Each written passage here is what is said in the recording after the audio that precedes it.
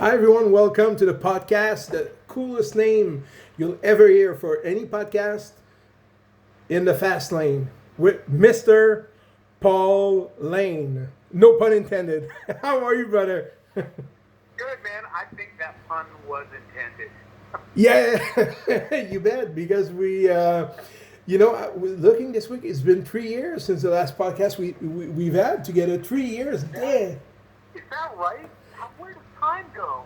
It's incredible, I no 2 years because we did one 4 years ago, two 3 years ago, and two more 2 years ago. But 2 years flew by. Oh my God, Dom! The last time we did one, I wasn't even 50 yet. Yeah, and the last time we did a podcast together, you just had finished recording your first album with the Defiants. Right. And, Wow, what a difference. and you know what? You were very proud of the album, very proud, very hopeful that people would love it and everything. And now we can say 2 years later that mission accomplished. Thank you, man. Thank you. Yeah. Not expected. Like very. We were talking back then, and I really had no idea or just a couple of hopes that people would like it. But certainly when Bruno and I finished the record, we kind of, sort of winced and put it out, thinking that either one thing will happen. People will, kind of like it, or they're just going to roast us. Like, they're going to throw us under the bus and hate this album. And then, but we were so surprised. John, when you're finished a record, you're so far into it that you don't know if it's good anymore. That's the problem. When you're writing these records, that's where all the insecurity comes from. And Bruno and I were definitely insecure about it. I mean, we just kept talking to each other during the recording of this record, thinking, "Do you think anyone's gonna like this thing?" And then we always came back to like, fuck them. If no one likes it, at least we like it. We just kind of made it for ourselves. And again, I could never predict what would happen as soon as it came out. It was incredible. The critics, have been absolutely amazing. I read one from the Rolling Stones magazine that said it was the best new rock album in years and since the 80s.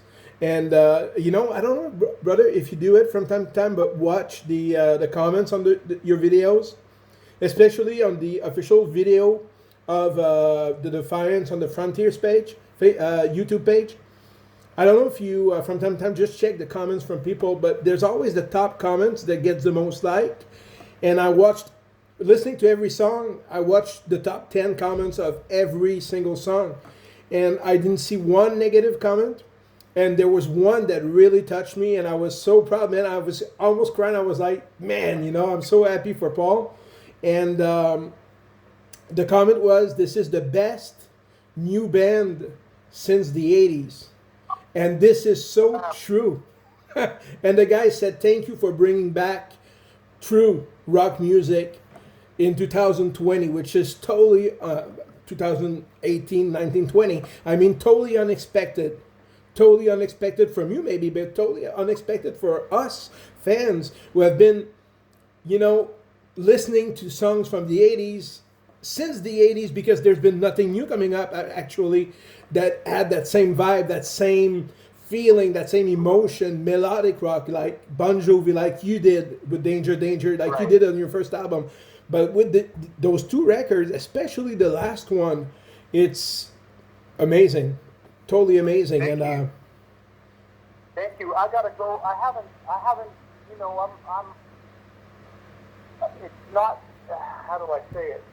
I don't go and look at. I stopped looking at comments years ago, and other than my own Facebook page and stuff. And I don't go to YouTube. I have no idea how many times people have watched anything or read the comments. I guess in the past, for me, with social media.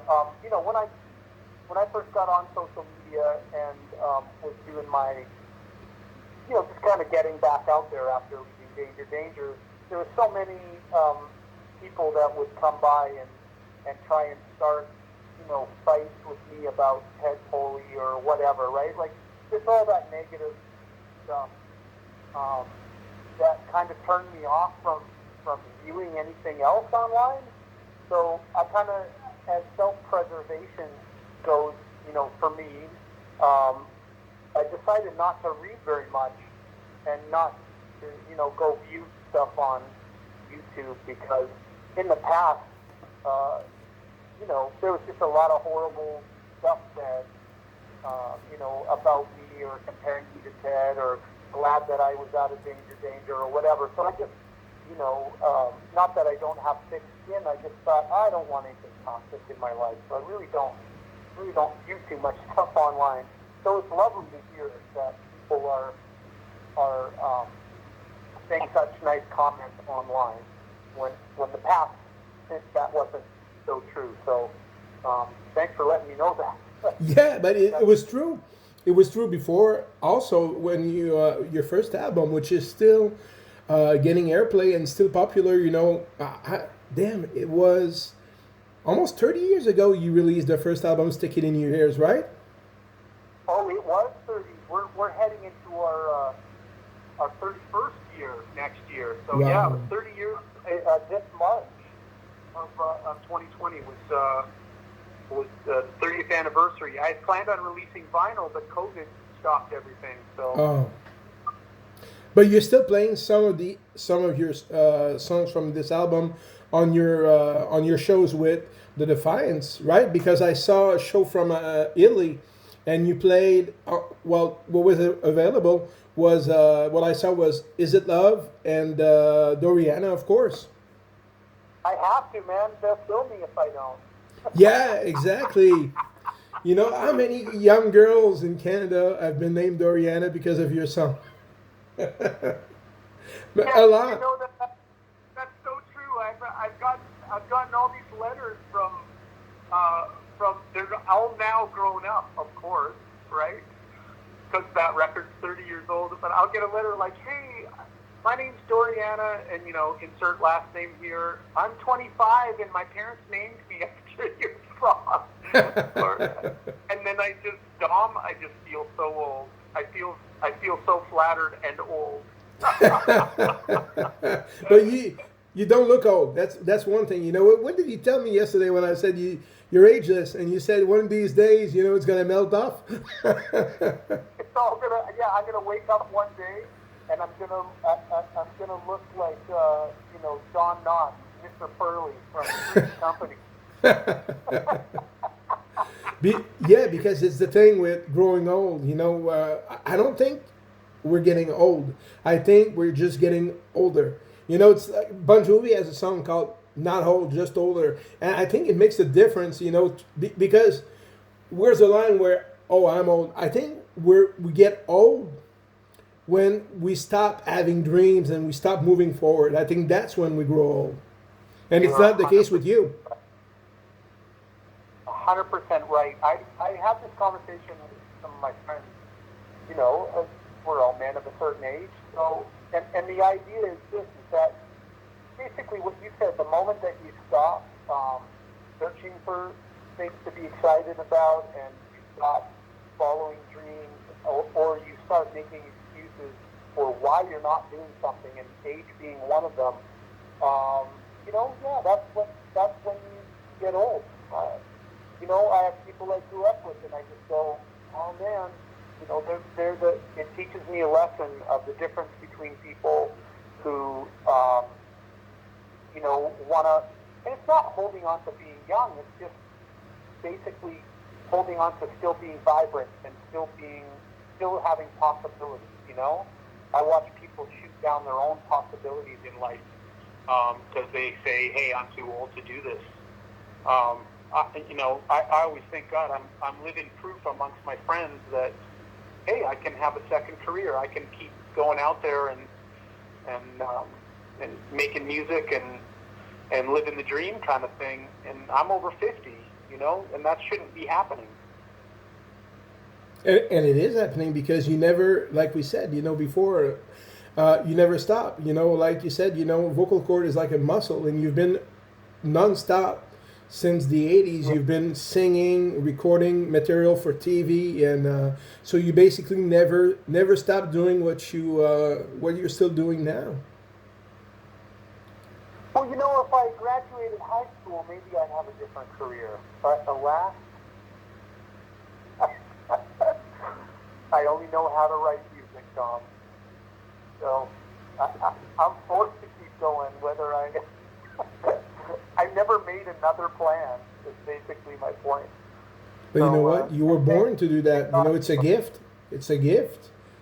Because the songs that you write, you know, they're still, you know, the only band besides you that have the same uplifting vibe to every song is Bon Jovi. And your songs are like that. You know, it always makes us go, even when it's not about positive things. It always has a positive message of never give up, keep going, and something else that it has that to me is a big win is that nostalgia, but not nostalgia like, oh, the good old days are over. No, like we're still in the good old days. You know, we're still living that. We're still 17 somehow. You know. Yeah, man. Well, you are if you hold on to it. And I think, like, you know, case in point with the Defiants, you know, both Bruno and I, we didn't want to set out to make a record that was, you know, the glory days of 1987. What we thought was, like, we can make a modern record. We can make a record that we like, that's modern enough, that has a great nod to the past, but like its eye on the future, for lack of a better term.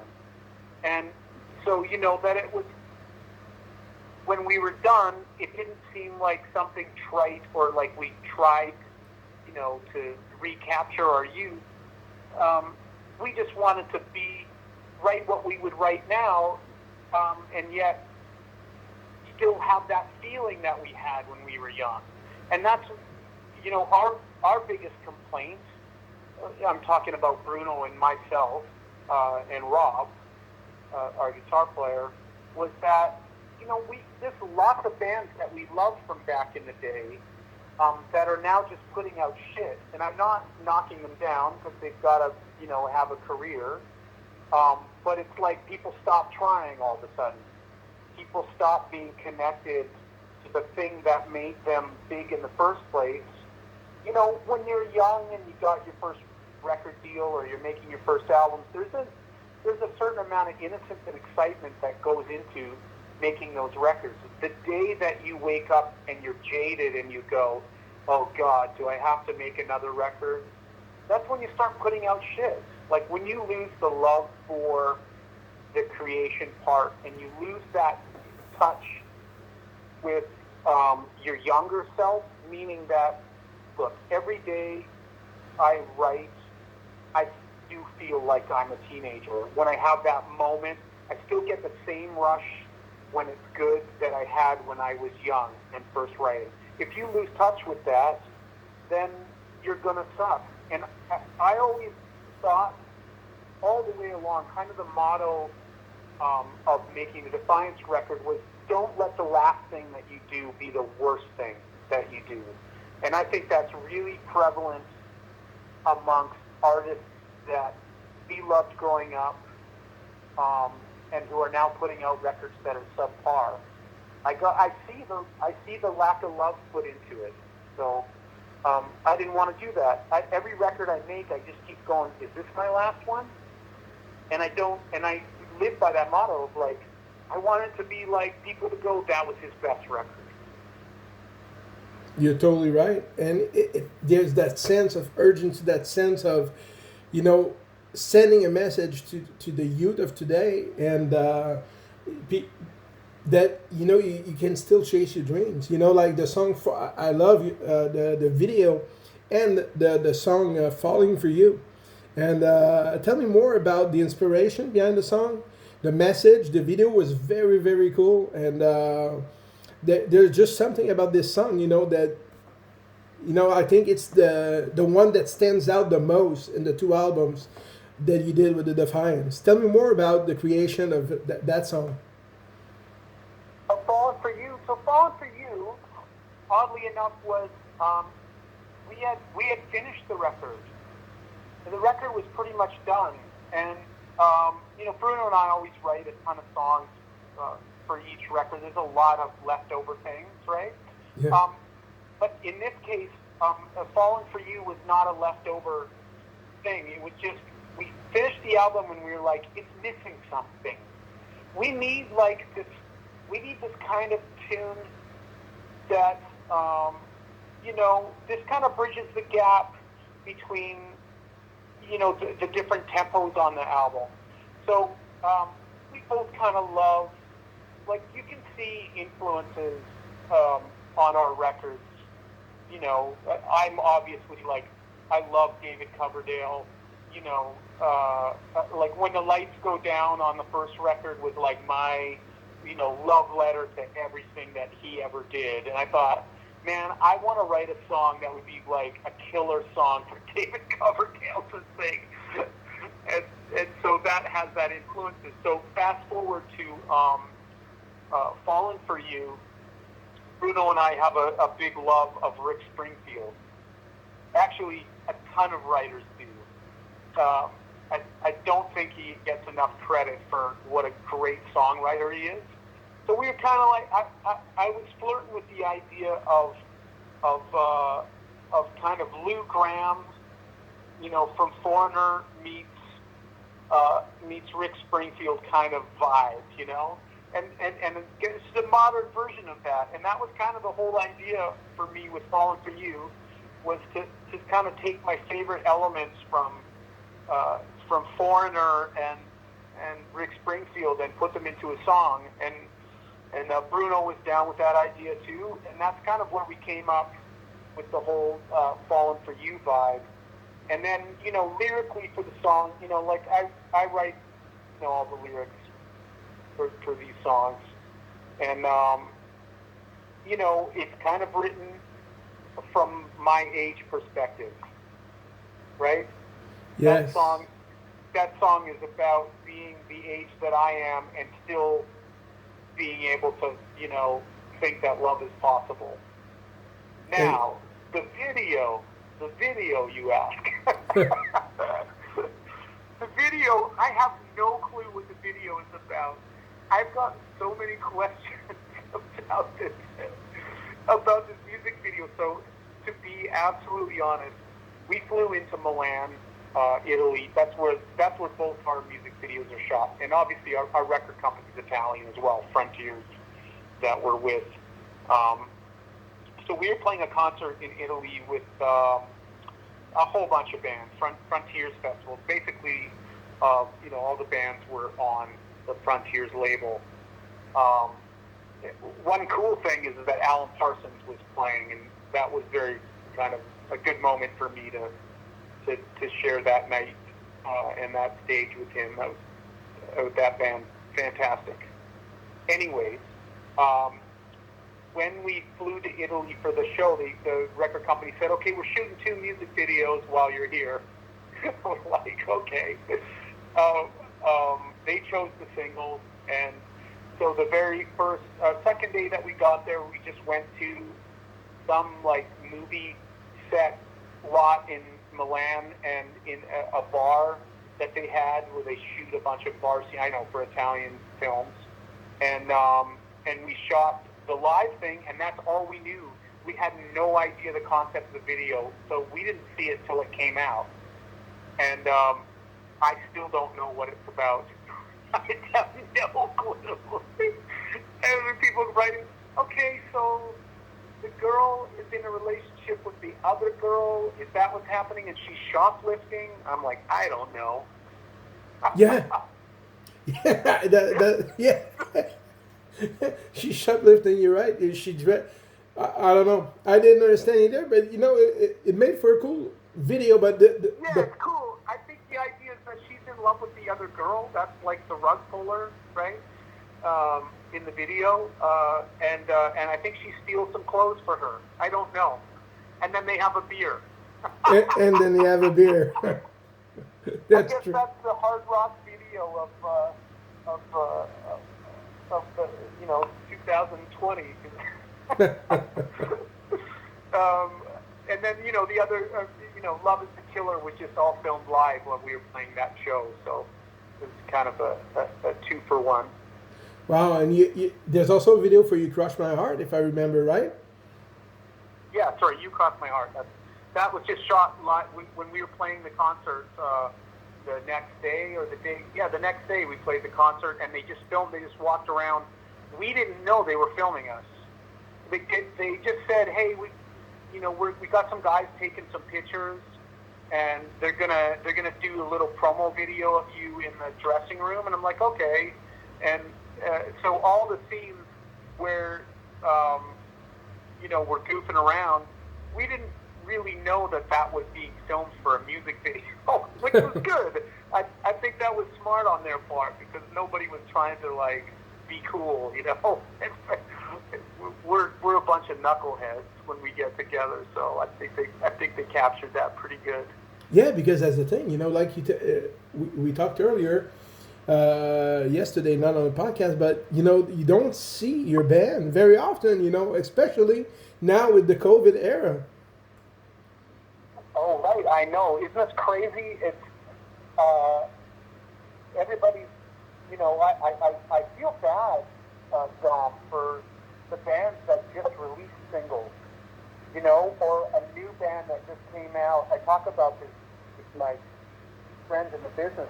Imagine being in a band and your record just came out, and all your shows, that you would normally do to promote, they're canceled, and because all the money's been spent, right, on making the record, and all the shows you were supposed to do, and all the radio stations you were supposed to go visit, but now you can't. Those poor bands, do I feel bad for guys like that? Sure. I feel worse for people who were this was their break, and they were coming out, and now they can't do all the things that are integral parts of moving ahead in this business. I feel so bad for those kids. The established acts, they can still, post stuff on their social network, social media. They can post on YouTube, but even then, that's not necessarily gonna make money.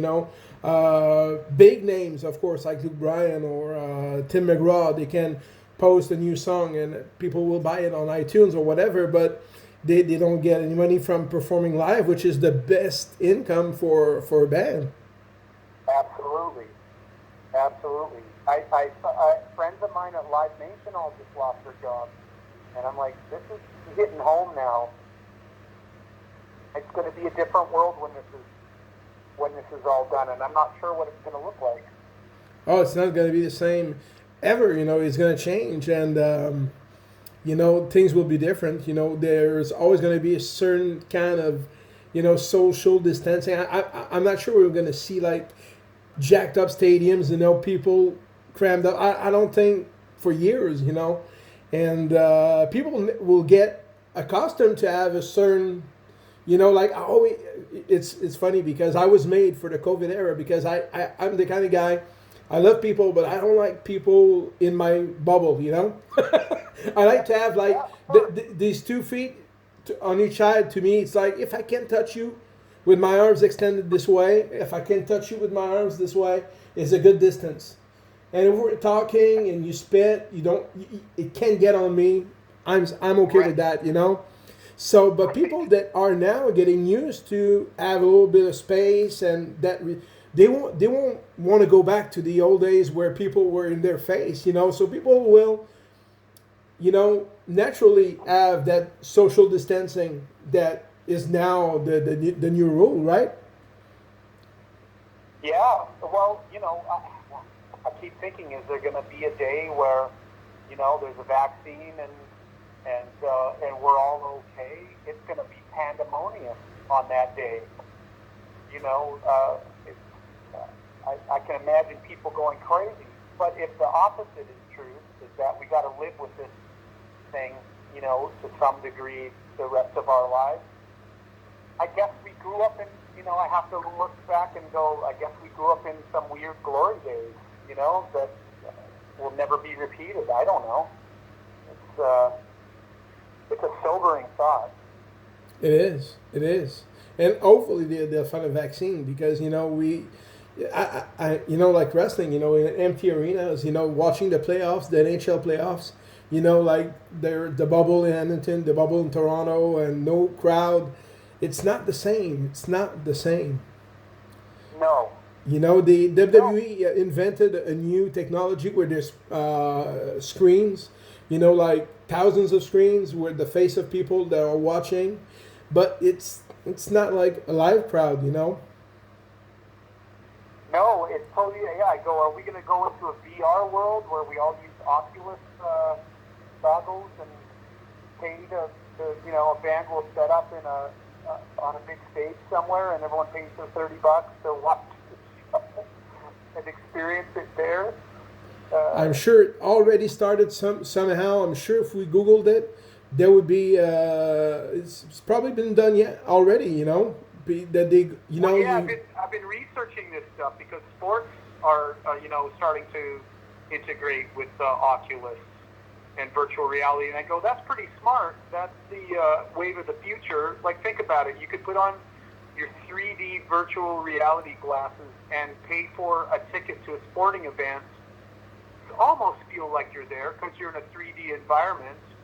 And, Oculus has done a deal with the Canucks or with the, Montreal Canadiens or whoever your team is, and you can sit in that exact arena and watch a game. Well, that's going to happen with concerts. Oh, you want to see the Bon Jovi live at Madison Square Gardens, but, you can't attend it physically? Guess what? For $100, you can attend the show in 3D and great sound. And I went, it's scary, and that is here already. It's already started. That's nuts. Yeah, it Maybe changed. that will either save the industry. I don't know. Imagine for you, you're in Italy playing in an arena with 5,000 live people, and then you get somebody from your band saying, we got 25,000 people online watching VR or whatever. You're like, okay, now we're playing in front of 30,000 people. It's cool, but at the same time, because you could have 1 million people at your show if they wanted to see it. Exactly. There's no limits if you use that virtual technology. The whole world could be watching the same show. It's incredible. It's incredible to think about it. Yeah, I kind of understand that. I have friends that work at Oculus, and I understand this is the wave of the future. Certainly, for people to be able to create. The sad thing is that people get less.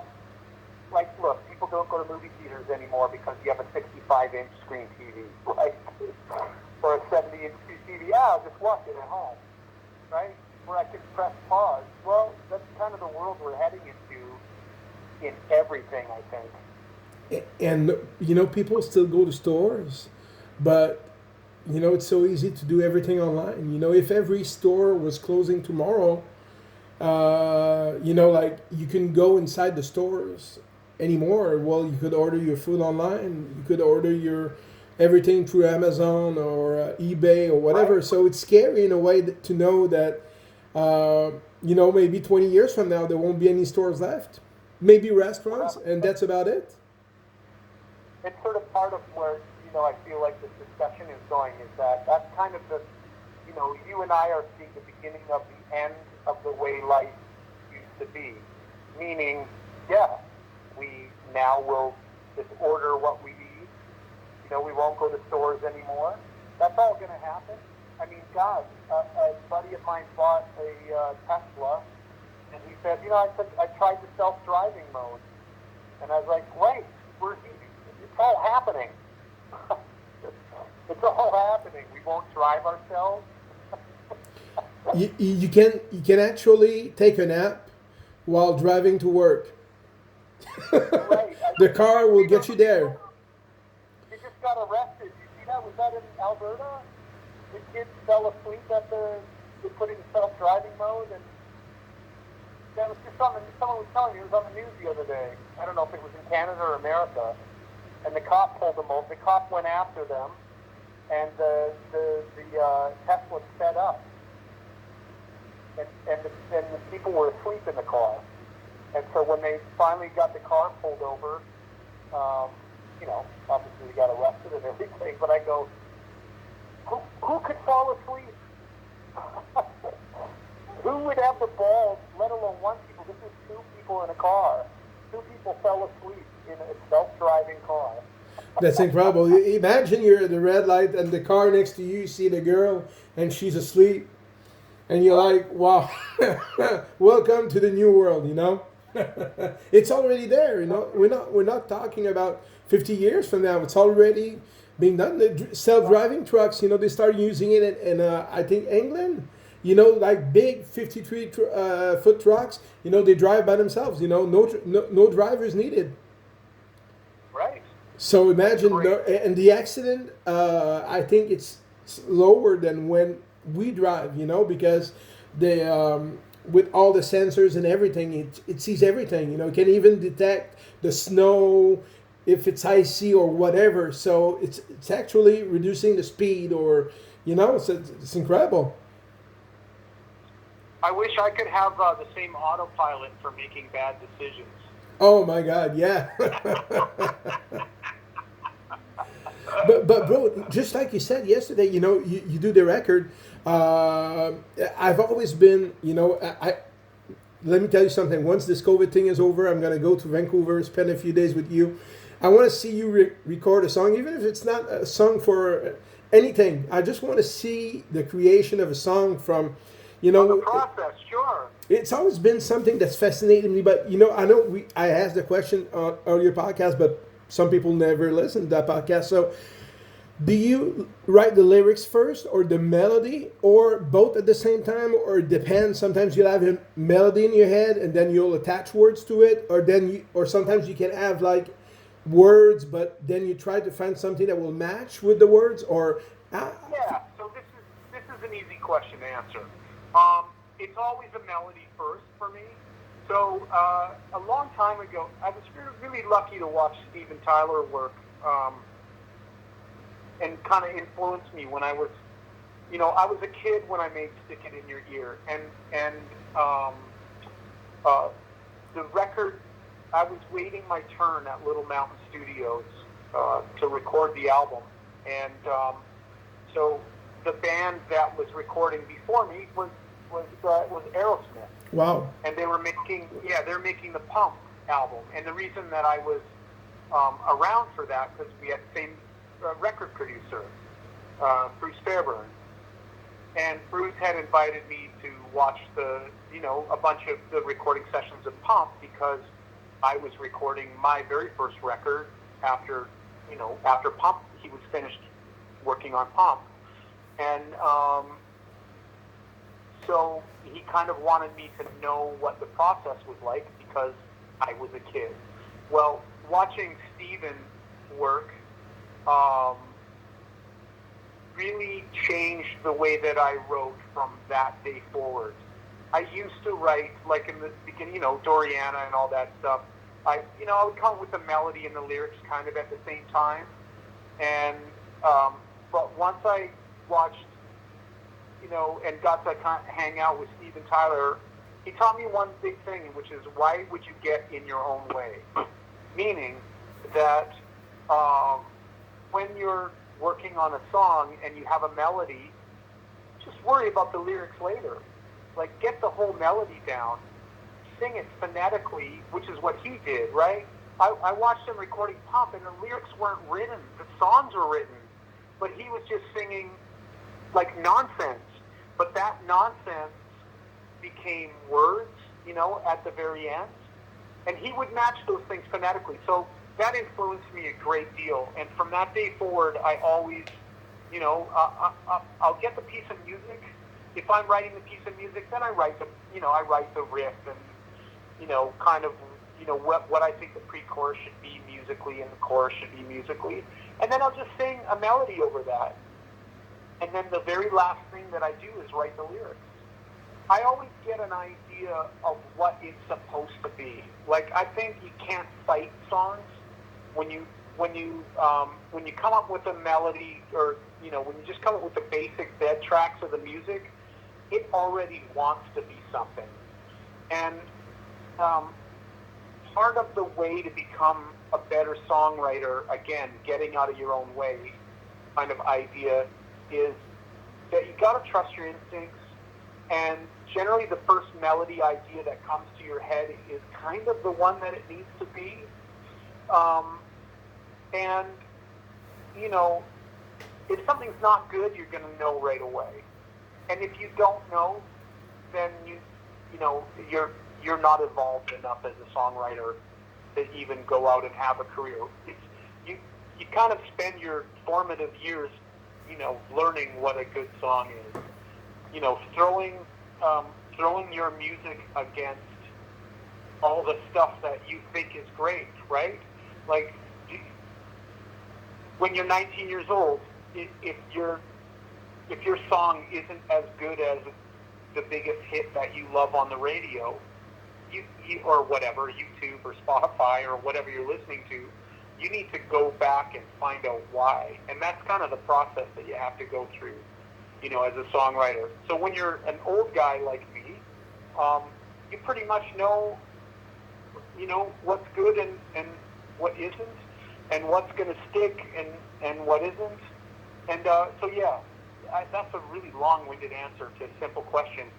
I write the melody first, and I write the lyrics second. Shut up, Paul Laine. No, that's awesome. Because is it the same for, I guess not, that some songwriters will write on the lyrics first? Is it possible that in a band, somebody would be writing lyrics and another member of the band would be putting a melody to it, or vice versa? There's so many great writing partnerships. Look at Neil Peart and Geddy Lee, for example. Rush,